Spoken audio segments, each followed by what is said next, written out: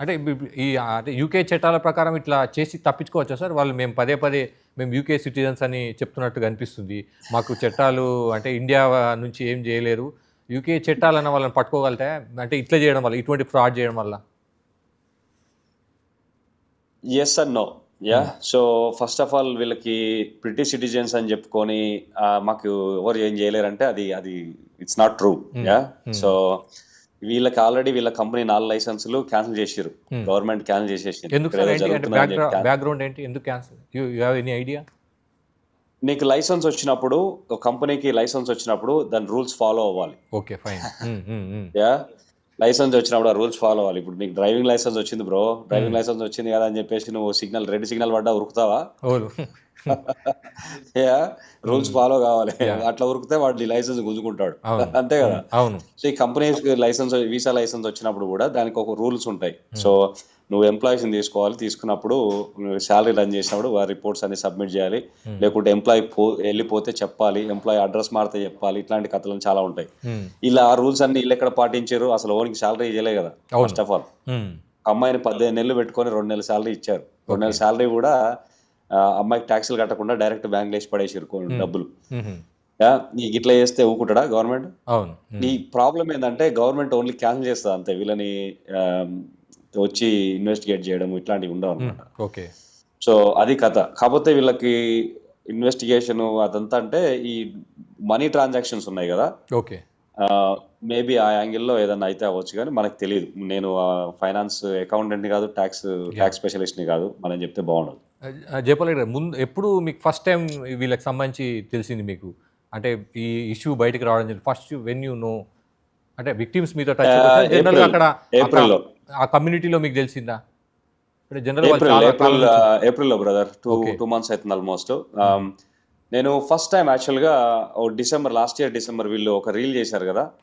మేము మా మీద ఎవరో కావాలని ఇట్లా చేస్తున్నారు ఇండియాలో అది ఇది అని చెప్పి. అప్పుడు చూసినా కానీ నేనేమనుకున్నా అంటే వీళ్ళు సినిమాలకి దీంట్లో పోతురు కదా, ఎదుగుతున్నారని చెప్పేసి ఎవరో ఇట్లా చేస్తున్నట్టు అని నేను కూడా అదే అనుకున్నా.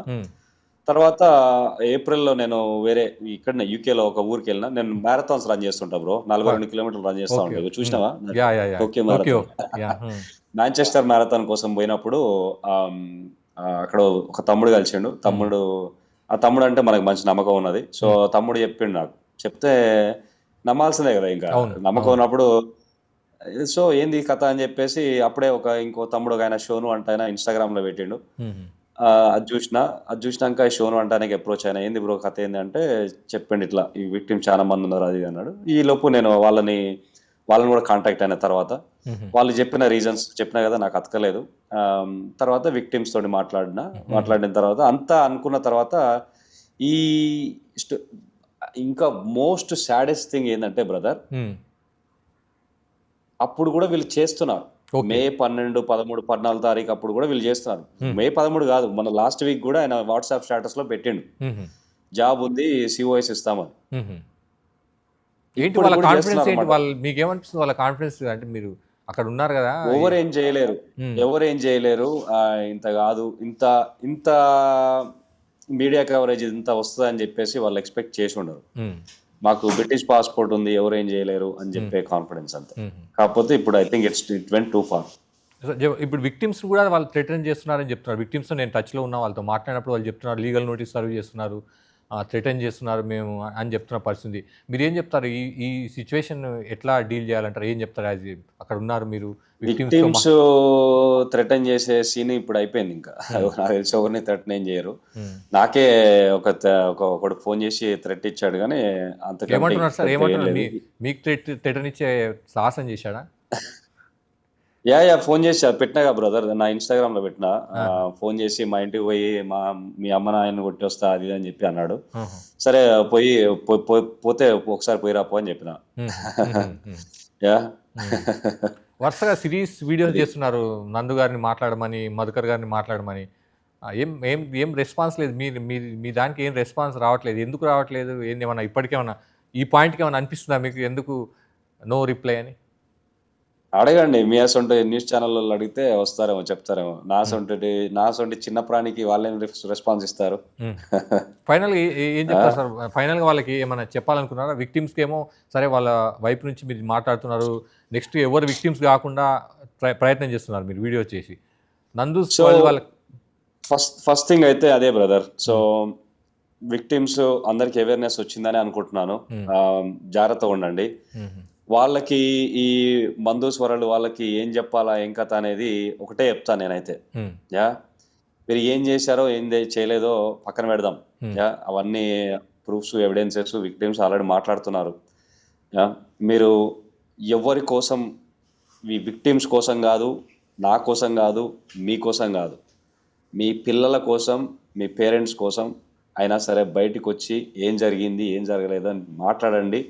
దీన్ని రిజాల్వ్ చేసుకోండి. ఆ విక్టిమ్స్ అందరికీ ఏదైనా న్యాయం చేయండి. మీకు చేతనైనంత న్యాయం చేయండి ప్లీజ్. అంటే యా మీ రేపు పొద్దున ఒక నిమిషం బ్రదర్. యాహ్! రేపు యాహ్! పొద్దున ప్లీజ్. ప్లీజ్. దీంట్లో అతి దీంట్లో బాగా ఎఫెక్ట్ అయ్యే వాళ్ళు మీ పిల్లలు. అది గుర్తుపెట్టుకోండి. యా అది గుర్తుపెట్టుకొని వచ్చి ఇది పరిష్కారం చేసుకోండి. జయపాల్ యా గారు ఇవి యా విక్టిమ్స్‌తో మీరు మాట్లాడినప్పుడు ఏమనిపించిందంటే దే ఆర్ అంటే టోటల్‌గా వాళ్ళని ముంచేసినట్లు అనిపించిందా? లేకపోతే వాళ్ళు అమాయకత్వంతో జరిగిందనిపించిందా? అంటే మీరు అక్కడ ఉన్నారు, యూకేలో ఉన్నారు. చాలా మందితో ఇటువంటి వాళ్ళతో చూసినారు. విక్టిమ్స్ మీతో టచ్‌లోకి వచ్చినప్పుడు లేకపోతే మీరు మాట్లాడినప్పుడు గాని ఏమనిపించింది సార్? అంటే వాళ్ళను ఈ నందు వాళ్ళు ట్రాప్ చాలా జాగ్రత్తగా, టాక్టిక్‌గా ఫుల్‌గా ఏసినట్టు అనిపించిందా? నార్మల్‌గా జరిగిపోయిందా? మీకేమనిపించింది? మీ సో అబ్జర్వేషన్ ఏంటి? 2 brother. 2 victims first of all ఈ అమాయకత్వం. ఆ అవేర్‌నెస్ లేక, ఓకే. అవగాహన లేక. హ్మ్. యా హ్మ్.